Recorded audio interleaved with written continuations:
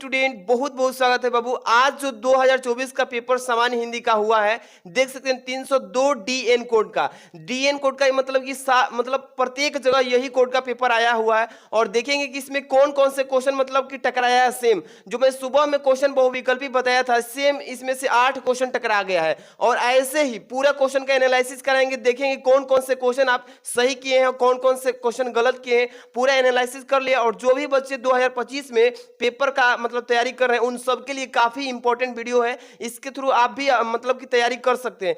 देख सकते हैं यहाँ पे जो क्वेश्चन दिया गया है, इसमें खंड क से बहुविकल्पी फर्स्ट नंबर का क नंबर देखिए बाबू।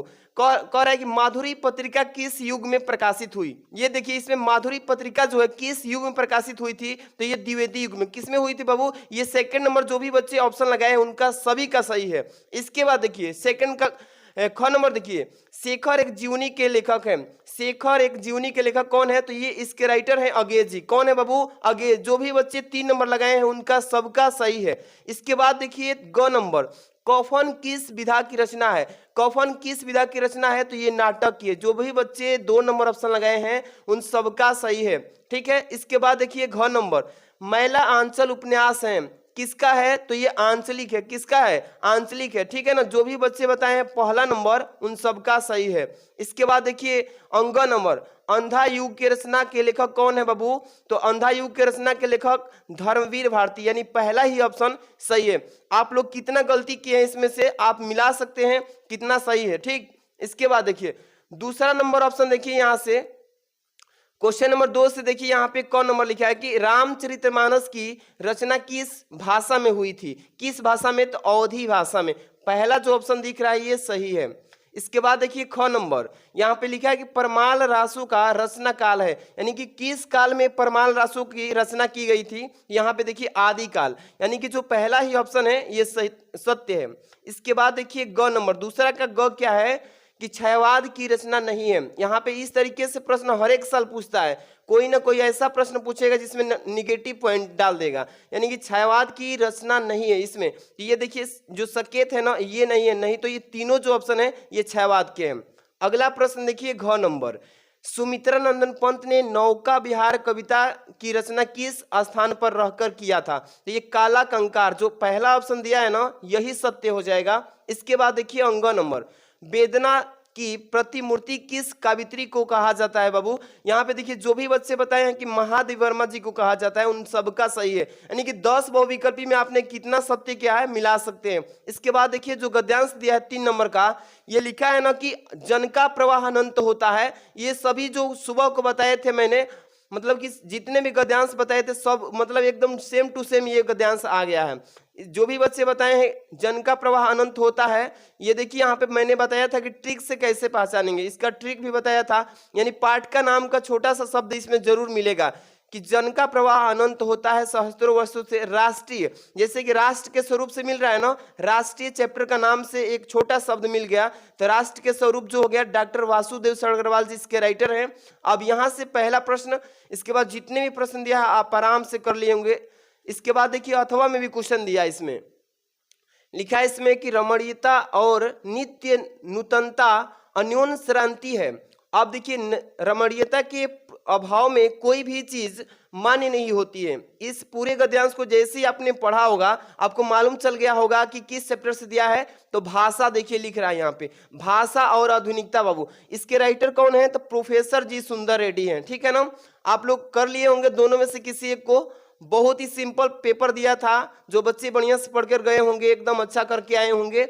अब देखिए 4 नंबर, दिए गए पद्यांश पर आधारित निम्नलिखित प्रश्नों के उत्तर दीजिए। देखिए मुझे फूल मत मारो, मैं आबला वाला वियोगिनी, कुछ तो दया करो। जैसे इस पूरे पद्यांश को आपने पढ़ा होगा आपको मालूम चल गया किस पार्ट से दिया है और इसके कवि कौन है। तो इसके ये गीत वाला जो चैप्टर है आपका, गीत वाला चैप्टर से दिया गया है, इसके कवि हो जाएंगे मैथिली सड़गुप्त जी। ठीक है ना। इसके बाद देखिए बाबू इसमें अथवा एक और दिया है पद्यांश, दोनों में से किसी एक को आप जरूर किए होंगे। देखिए यहाँ पे लिखा है कि सावधान मनुष्य, सावधान मनुष्य, यदि विज्ञान है तलवार तो इसे फेंक। यहाँ पर देखिए तहकर मोह स्मृति के पार। इस पद्यांश को जैसे ही पूरा पढ़े होंगे तो मालूम चल गया होगा कि किस पार्ट से दिया है बाबू। ये दिया है देखिए अभिनव मनुष्य, उसी पार्ट से दिया है। और इसके राइटर कौन है? कवि। कवि कौन है? तो रामधारी सिंह दिनकर जी हैं। ठीक है ना, इसको अच्छे से कर लिए होंगे दोनों में से किसी एक को। देखिए किस तरीके से सिंपल क्वेश्चन बना था, आपको ज्यादा टेंशन नहीं लेना है। जो भी मतलब की तैयारी कर रहे हैं एकदम आराम से कीजिए, नॉर्मली पेपर बहुत इजी आ रहा है, आप लोग अच्छे से तैयारी करते रहिए। इसके बाद 5 नंबर देखिए, इसमें लेखक का जीवन परिचय, साहित्यिक परिचय पूछा गया था। देखिए हजारी प्रसाद द्विवेदी, हरिशंकर प्रसाद, डॉक्टर एपीजे अब्दुल कलाम। ये मैं बताया था 100% यही आएगा। और ये देखिए 2 क्वेश्चन इसमें टकरा गया है। हरिशंकर प्रसाद का मैं नहीं बताया था, आपको बता दे रहा हूं पहले कि कौन नहीं बताया था। इसके बाद चलिए यहाँ पे देखिए कवि का जीवन परिचय, साहित्यिक परिचय, जैसे पहला है अयोध्या सिंह उपाध्याय हरिऔध जी, दूसरा है जयशंकर प्रसाद, तीसरा है अगे। इसमें से देखिए मैं 2 बताया था, अयोध्या सिंह उपाध्याय हरिऔध जी का और जीवन परिचय एक जयशंकर प्रसाद जी का, दोनों इसमें टकरा गया। आगे देखिए 6 नंबर लाठी कहानी का कथा वस्तु सार लिखिए, और इसमें अधिकतम 80 शब्दों में लिखना था। ध्रुव यात्रा कहानी का उद्देश्य लिखिए।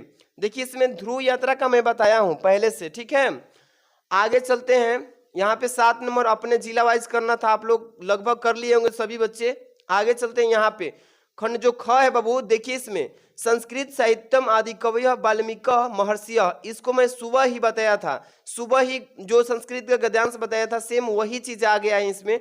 अथवा वाला देखिए अतीते प्रथम कल्पे, इसको मैं परसों पढ़ाया था।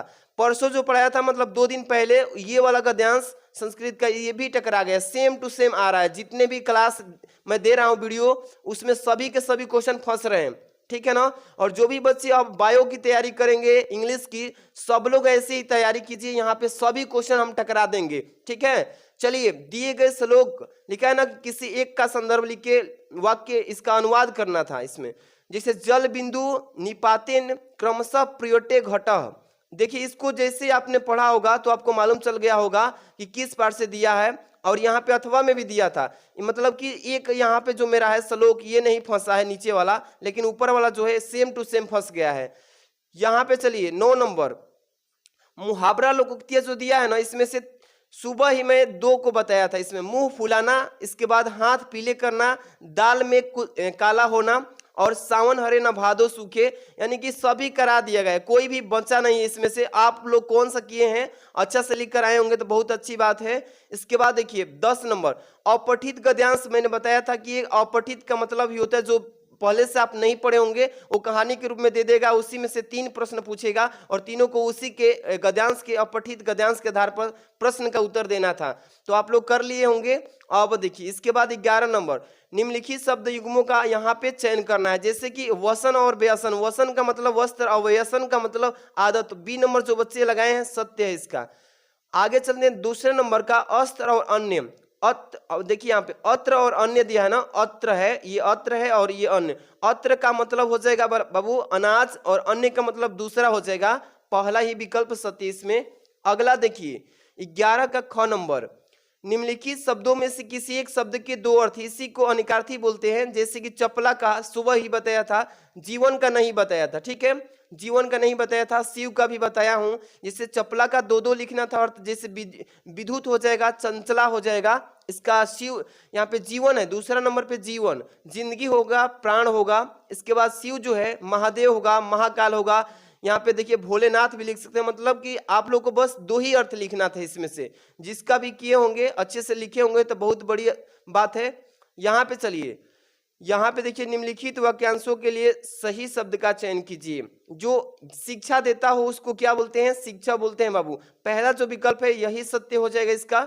दूसरा नंबर जो सब कुछ जानता हो उसको क्या बोलते हैं, सर्वज्ञ, यानी पहला ही विकल्प इसका भी सत्य है। इसके बाद घ नंबर निम्नलिखित में से किन्हीं 2 वाक्यों को शुद्ध करना था। 4 दिया, इसमें से 2 को करना था और 2 को छोड़ देना था। जैसे मैं भोजन कर लिया हूं, इसको शुद्ध करना था, मैंने भोजन कर लिया। यहाँ पे क्या दिया है, मैं भोजन कर लिया हूं। अब देखिए दूसरा नंबर लिखा है ना कि मेरा बड़ा भाई आ रहा है, तो यहाँ पे हो जाएगा मेरे बड़े भाई आ रहे हैं, ठीक। अब यहाँ पे मैं कलम के साथ लिखता हूं, तो मैं कलम के साथ नहीं होगा, मैं कलम से लिखता हूं। इसके बाद चौथा देखिए, सूर्य पूरब में निकलता है, तो सूर्य पूरब से निकलता है। ठीक है बाबू, ये चारों में से आप जो भी दो किए होंगे, अच्छे से किए होंगे, तो 2 नंबर एकदम पक्का मिलेगा। इसके बाद देखिए 12 का क ख ग, ये मैं बोला था कि 100% वही आएगा, ये क्योंकि चेंज होता नहीं है, बस इधर से उधर कर देता है और सेम वही डाल देता है। जिसे संयोग श्रृंगार रस दे दिया यहाँ पे और करुण रस। तो जो भी आप लिखे होंगे अच्छे से परिभाषा के साथ उदाहरण स्पष्ट कर दिए होंगे, तो 2 नंबर पक्का मिलेगा इस पे। इसके बाद देखिए यमक अलंकार तथा रूपक अलंकार, इसमें से किसी एक को उदाहरण सहित परिभाषा लिखना था, लिख दिए होंगे तो 2 नंबर मिलेगा, क्योंकि ये 100% ये बोर्ड एग्जाम में हर एक साल ये मतलब कि रिकॉर्ड है कि हमेशा यही आता है, चेंज होता ही नहीं, क्योंकि इसके अलावा कुछ है ही नहीं। देखिए दोहा हो जाएगा यहाँ पे सोरठा, इस दोनों में से आप किसका लिखे हैं उदाहरण के साथ, इसका जो है लिखना था। 1 नंबर परिभाषा पे, 1 नंबर उदाहरण पे, 2 नंबर ये क्वेश्चन था। तो यानी कि 12 नंबर क्वेश्चन क ख मिलके 6 नंबर का था।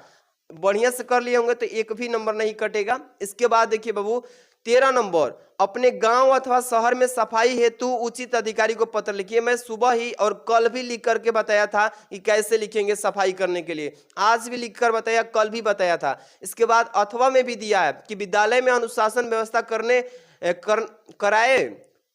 देखिए विद्यालय में अनुशासन व्यवस्था बनाए रखने हेतु प्रधानाचार्य को पत्र लिखिए। इस पर मैं वीडियो अभी नहीं बनाया हूं, ठीक है, लेकिन एक जो बनाया था, इसमें बहुत सारा बनाया था, लेकिन एक टकराया है जो कि मेन वाला टकरा गया, अथवा वाला नहीं फंसा है। ठीक है, अब देखिए यहाँ पे 14 नंबर की निम्नलिखित विषयों में से किसी एक विषय पर अपनी भाषा शैली में यहाँ पे निबंध लिखना था 9 नंबर का। जैसे कि पहला ही है पर्यावरण का असंतुलन और मानव जीवन पर प्रभाव, इसका मैं बहुत बार वीडियो बना चुका हूँ, बिना याद के भी लिखने का ट्रिक भी बताया था इसमें। दूसरा नंबर बेरोजगारी की समस्या और समाधान, इस पर भी वीडियो बना दिए हैं। नई शिक्षा, यहाँ पे देखिए नई शिक्षण व्यवस्था में कंप्यूटर की उपयोगिता, इस पे वीडियो नहीं बनाया हूँ। साहित्य समाज का पथ प्रदर्शक, इस पे भी नहीं बनाया था, मतलब कि इसमें से 3 टकरा गया सेम टू सेम। ये वाला वर्तमान भारतीय राजनीति की दिशा और दशा, इस पे भी वीडियो बना दिए, मतलब 3 इसमें से टॉपिक जो है टकरा गया सीधे सीधे। ये था देखिए बाबू 302 DN कोड का। अगर आपके पास जो भी पेपर है आप लोग इस नंबर पे व्हाट्सएप कर दीजिएगा PDF बना करके, ताकि उसको भी सोल्यूशन में डाल दूं, अगले साल के बच्चों के लिए भी काफी मतलब हेल्प मिलेगा। जैसे कि यहाँ पे व्हाट्सएप नंबर दे रहा हूँ, सब लोग इस पे अपना अपना देखिए 630 791 2241, सब लोग इस पे अपना अपना व्हाट्सएप का PPT बना करके और सेंड कर दीजिएगा। Thanks for watching.